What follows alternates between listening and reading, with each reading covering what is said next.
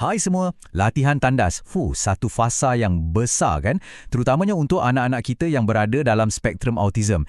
Ia boleh rasa macam menakutkan sikit. Tapi jangan risau, dalam perkongsian kali ini, kita akan sediakan satu pelan tindakan yang jelas dan penuh dengan sokongan.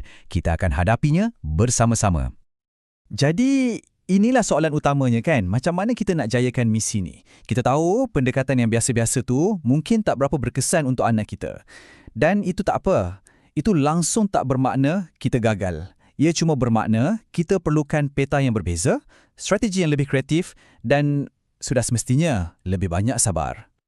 Ingat ya, ini bukan satu perlumbaan. Ini adalah satu proses untuk membina kemahiran dan keyakinan, bukan sahaja untuk anak anda, tapi untuk anda juga. Jom kita pecahkan proses ni satu persatu, supaya semuanya rasa lebih mudah dan kita boleh uruskan. Okey, ini pelan tindakan kita. Mula-mula, kita akan fahamkan dulu apa cabaran-cabaran unik yang ada. Lepas tu, kita tengok persediaan apa yang patut kita buat, macam mana nak bina rutin yang selesa, apa teknik-teknik untuk ajar kemahiran teras, dan akhir sekali, macam mana nak pastikan kejayaan ni betul-betul berkekalan. Baiklah, kita mulakan dengan bahagian pertama, memahami perjalanan ini. Sebelum kita terjah terus untuk melatih, kita kena faham dulu kenapa proses ini mungkin berbeza untuk anak kita. Bila kita dah faham kenapanya, barulah bagaimananya akan jadi lebih jelas. Okey, cuba kita tengok perbezaan ni. Dekat sebelah kiri tu, tanda-tanda biasa yang kita selalu dengar kan? Tapi, untuk anak autism kita, ceritanya mungkin lain sikit. Lihat di sebelah kanan. Mungkin bunyi flush yang kuat tu sangat menakutkan bagi mereka. Atau rasa sejuk lantai bilik air tu buat mereka tak selesa. Bila kita faham cabaran-cabaran ni, kita boleh bantu atasi punca masalah. Bukan sekadar selesaikan kemalangan yang berlaku. Sekarang, kita masuk bahagian kedua, persediaan. Anda tahu tak, ia macam nak masak resepi barulah. Kalau semua bahan dah siap sedia atas meja, prosesnya jadi lebih lancar dan kurang kelangabut kan? Sama juga dengan latihan tandas. Persediaan yang baik tu dah kira separuh daripada kejayaan. Inilah dia alat perang kita. Setiap satu ni ada fungsi penting. Jadual bergambar, contohnya, bantu mereka faham urutan langkah-langkah. Dan papan mula kemudian tu, yang tu memang satu game changer. Mula-mula kita duduk atas tandas 1 minit, kemudian kita dapat main iPad. Ia menjadikan jangkaan tu sangat jelas dan boleh kurangkan banyak drama.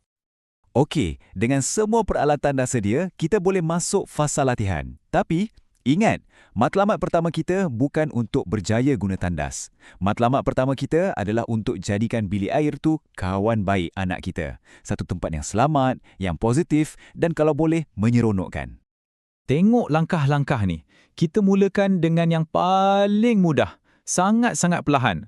Mungkin untuk hari pertama, misinya cuma masuk bilik air, senyum dan keluar. Dah.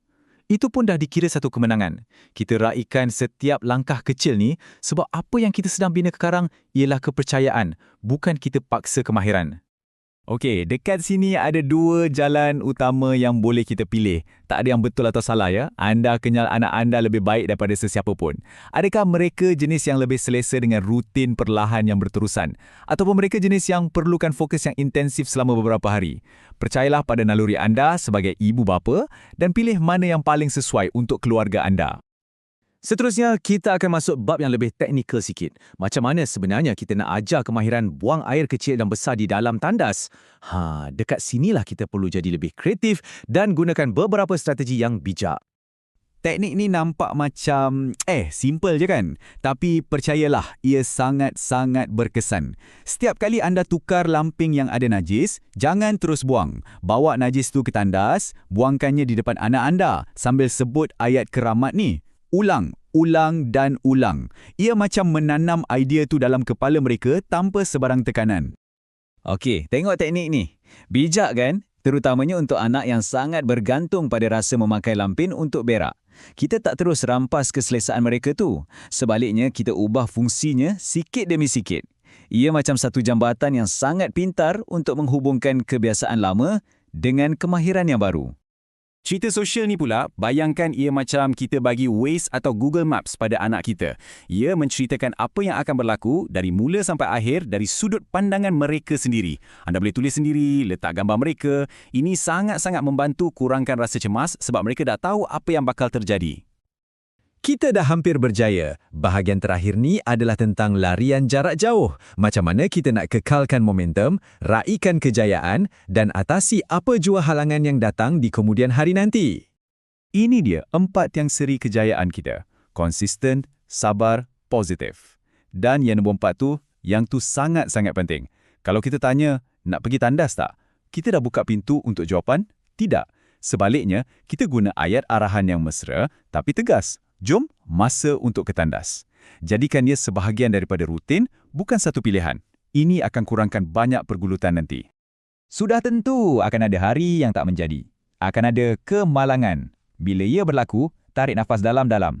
Ingat, ini bukan kegagalan. Ia cuma maklumat. Maklumat yang memberitahu kita apa yang perlu kita ubah suai.